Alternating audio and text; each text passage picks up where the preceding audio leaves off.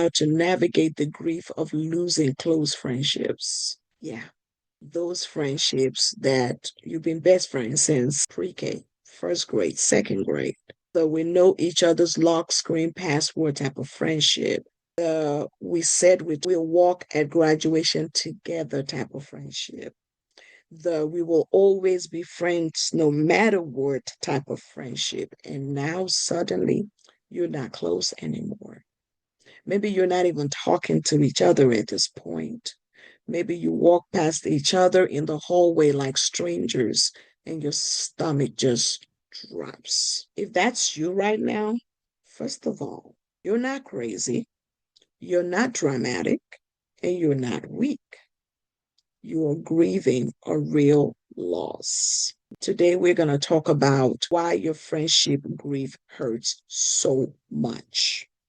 We're going to normalize all your messy feelings and we're going to walk through the grace framework step by step for this kind of pain and also provide you with practical ways to start healing, even if the friendship never goes back to what it was.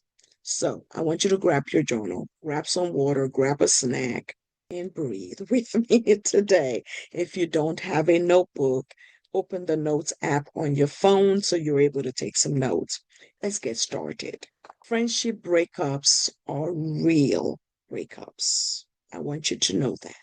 We talk all day about romantic breakups, sad playlists, breakup memes, ice cream, crime shows, but losing a friend? You see, the thing is, people just act like you're just supposed to get over it or make new friends. No, let's name it. When you lose a close friend, you lose a routine. The person you text first thing in the morning or send memes to at night. You lose history, the inside jokes, the screenshots, the remember in seventh grade when story. You lose a safe space, the person who knew your family drama, your crushes, your fears, your dreams. So, of course, it hurts. Your brain and heart are like, the person who made life make sense is missing. Cold red, and you might start to feel confused. What happened? You might start to feel angry. How could they do this? You might start to feel sad. Will I ever have a friend like that again?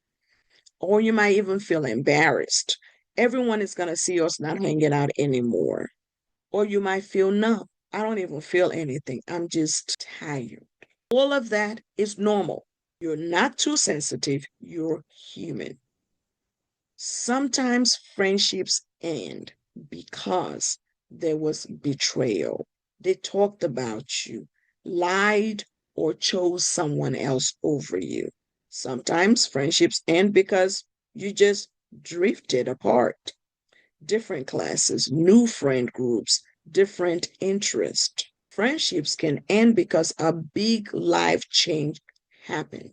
Moving schools, family issues, mental health challenges or struggles, sports, jobs. Or there was no dramatic moment, just a slow fade. Those hurt too.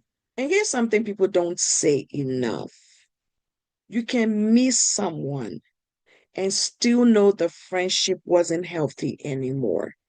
Both can be true.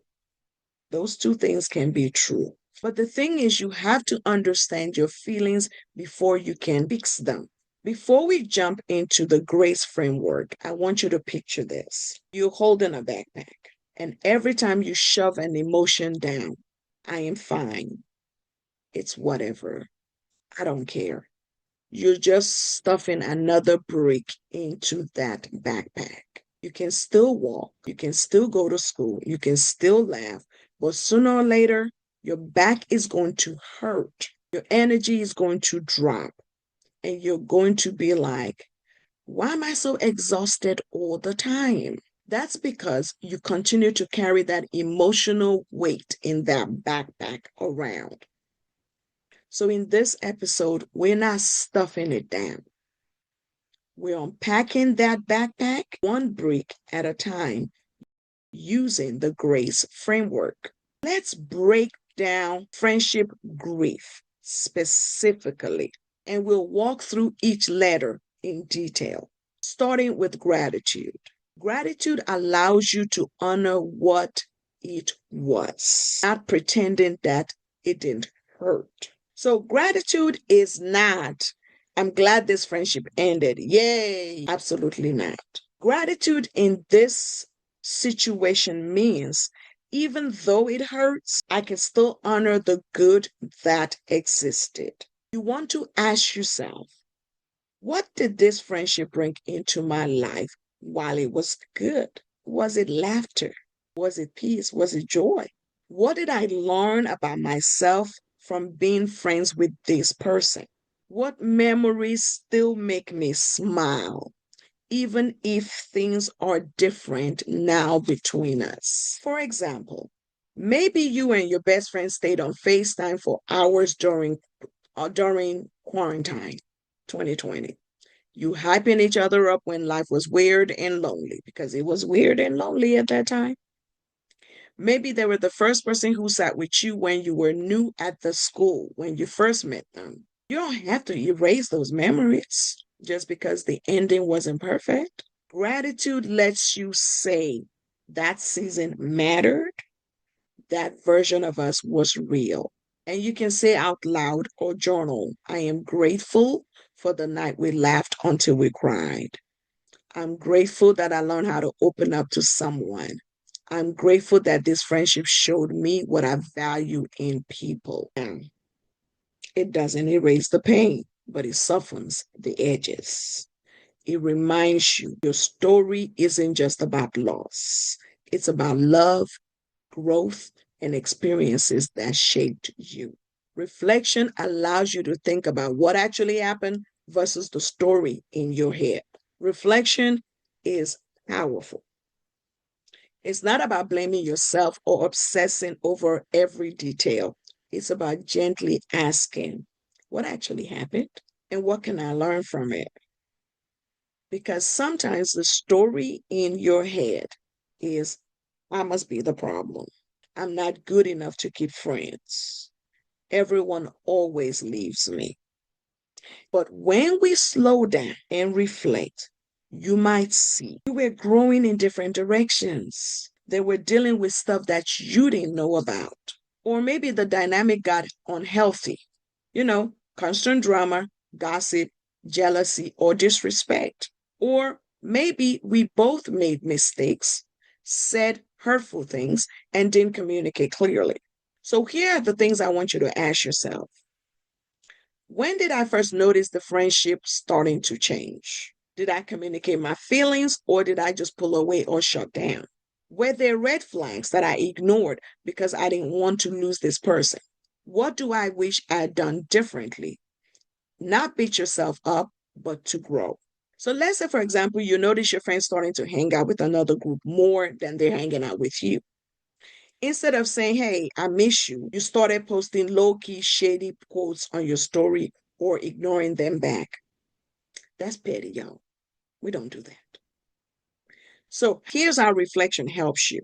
It might sound like, okay, I can't control what they did, but next time I want to use my voice earlier instead of going silent. Reflection is about clarity and accountability, not self hate. Affirmations allow you to rebuild how you see yourself because friendship grief can wreck your self esteem if you are not careful. When a close friend pulls away or things end badly, your brain might whisper these types of lies to you. You are replaceable. You're too much. You're not worth staying for. Affirmations help you to change that script. Flip the script. We're not talking about fake, cheesy lines like I'm a perfect angel who has never made a mistake. No, we're talking about truthful, powerful statements that remind you who you are beyond this friendship. Here are some grace-based affirmations I want you to use. I am worthy of friendships where I feel seen, heard, and valued. Losing this friendship does not erase my kindness, loyalty, or love. I am growing into someone who chooses healthy connections. It's safe for me to outgrow people and still love the memories. I deserve relationships that are mutual, not one sided. You can write this on sticky notes. You can put them on your phone as reminders. You can say them in the mirror. Yes, even if it feels weird. That's okay. Use them as journal prompts.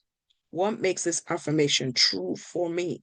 You see your ex friend posting with their new besties, and insecurity punches you in the chest. Instead of spiraling into, wow, I was the problem, I want you to pause and say, them finding other friendships doesn't mean I'm not good enough.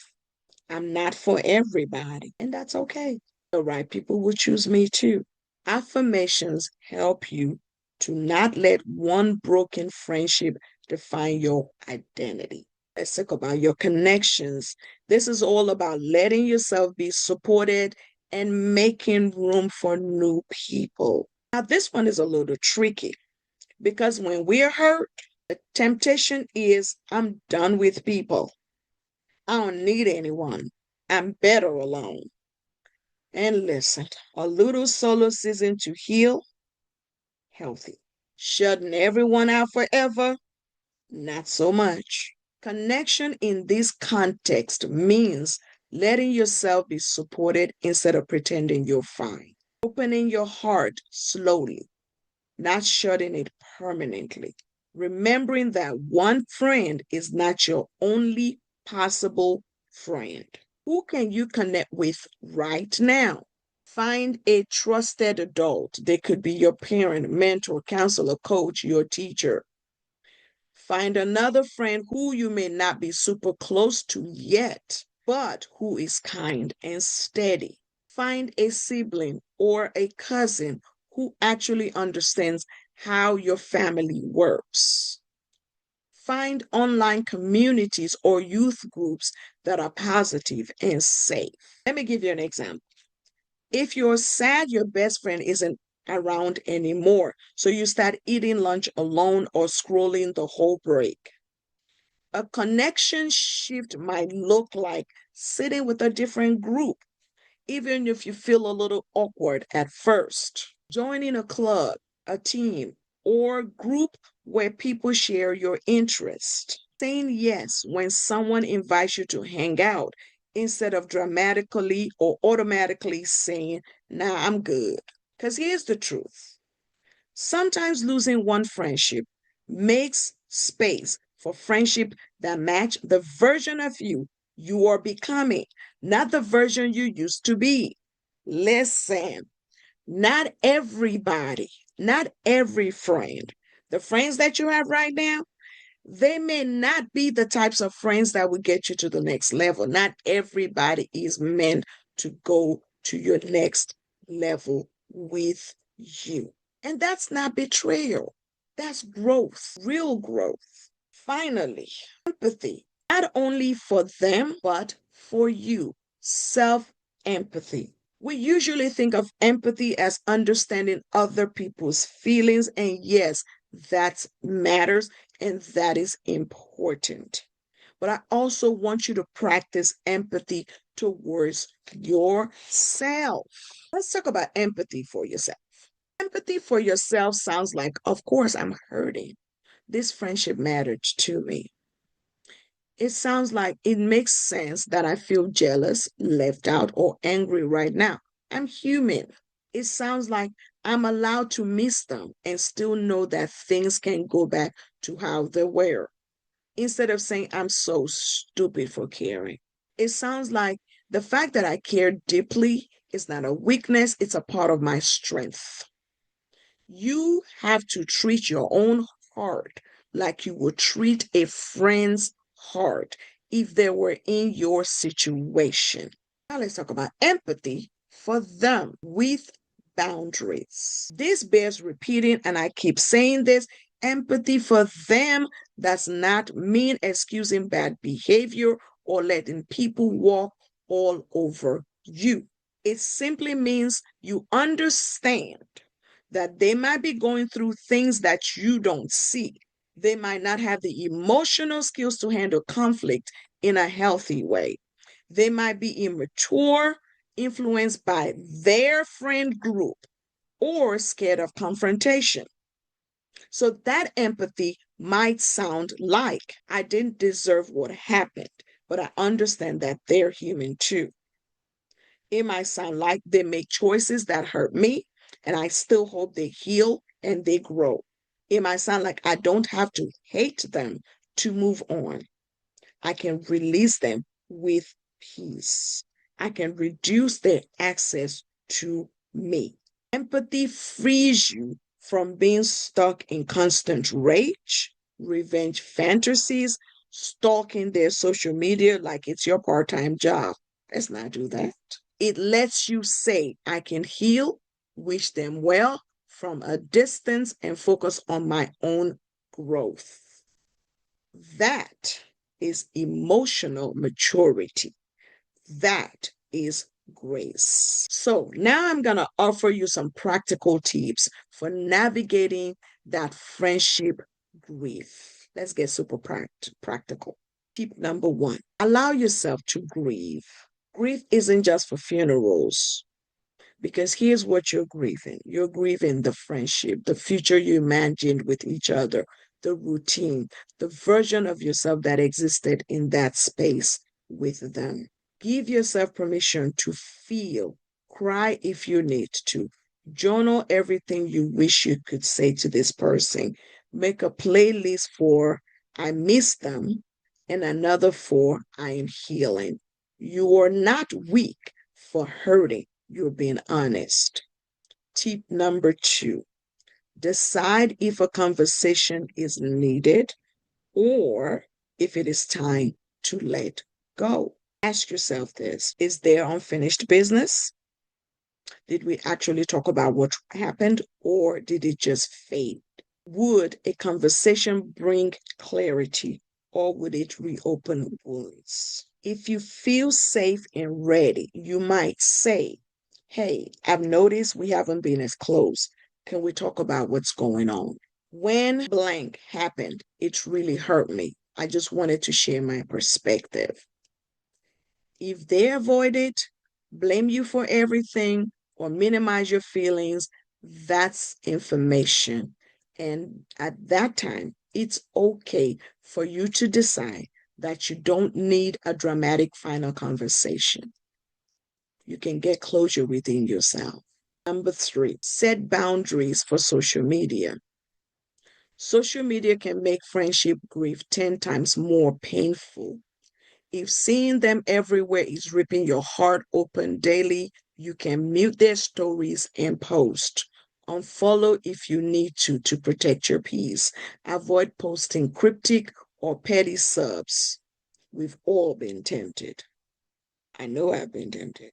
You don't have to announce, I'm muting you for my healing journey.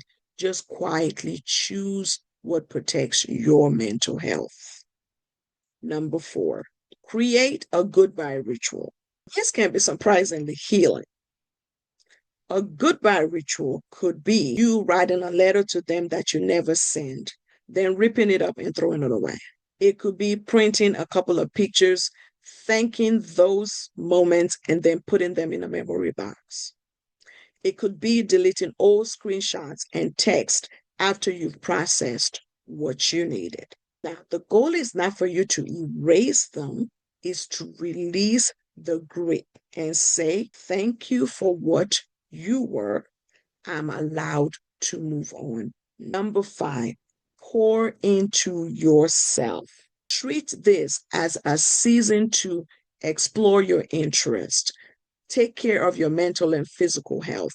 Try new activities, spaces, or friendships. You might join a club or a group you've been low key scared to try. Spend more time with family members or other friends you didn't prioritize before. Start a new habit, daily gratitude, journaling, walks, reading, or creative projects. You are not replacing them, you are rebuilding you. Ooh. So let's bring all of this home. If you're listening to this and thinking about that friend, the one you lost, the one who drifted, or the one who hurt you, I want you to do three things this week. One, journal your grace response. Take a page in your journal and write your gratitude. List three things you're grateful for about that friendship, even if it has already ended. Reflect. I want you to answer this question in your journal. What actually happened? And what can I learn from it about how I want to show up in friendships? Affirmations. Write down three affirmations about your worth in relationships. If you don't know where to start, just go back and listen to the beginning where I talk about affirmations. Connections. List 2 to 3 people you can lean on or give more time to right now. Empathy. Write one sentence of empathy for yourself and one for them, even if it's just, I hope we both heal. I want you to do one small healing action today, this week. Choose one of these. Mute or unfollow someone whose posts are hurting your heart. Say yes to hanging out with someone new or different. Start a playlist that represents your healing. Songs that make you feel strong, not sad, not just sad. Talk to a trusted adult or counselor about what you're feeling. I also want you to share this episode with someone who needs it. If you have a friend of yours that is going through friendship grief too, send them this episode and say, I heard this and thought of you. You're not alone. Sometimes that little message can be the exact thing someone needs. The end of a friendship is hard, but they're not the end of you. You're still worthy. You're still lovable. You're still capable of deep, beautiful, healthy relationships and connections. Remember, you are growing, you are healing, and you never have to do it alone. I'm cheering you on. Until next time, stay graceful, stay growing, and remember, you got this.